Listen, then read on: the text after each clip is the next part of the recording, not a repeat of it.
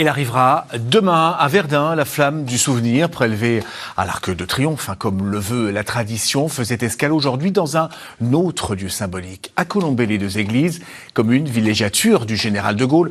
Une flamme qui dormira d'ailleurs ce soir à Revigny-sur-Ornain. Voilà pour l'anecdote.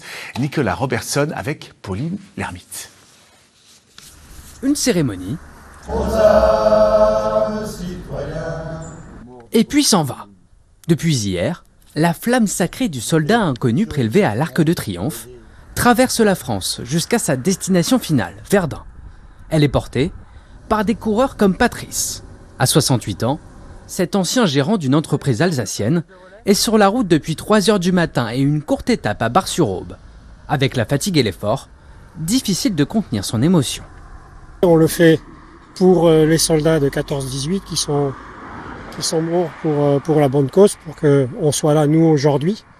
Et c'est vraiment un parcours émouvant où tous les coureurs se donnent à fond pour amener cette flamme jusqu'à Verdun.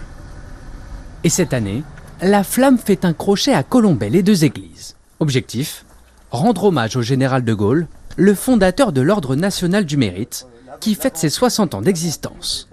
Le dernier relais est effectué par Laura, 16 ans, comme un symbole de transmission.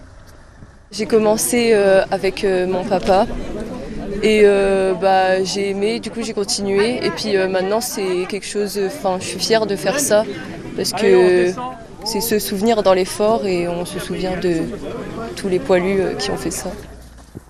Autre anniversaire, cette année la flamme sacrée fête ses 100 ans. J'ai envie de dire que 100 ans, oui, il y a des centenaires aussi, et puis ils sont toujours vivants. Donc ça veut dire qu'on peut fêter et puis honorer nos anciens, les anciens combattants, mais nos anciens tout court, bien plus longtemps que 100 ans. Les coureurs arriveront à Verdun demain. La flamme y reposera jusqu'au 11 novembre, date des traditionnelles commémorations de l'armistice de la Première Guerre mondiale.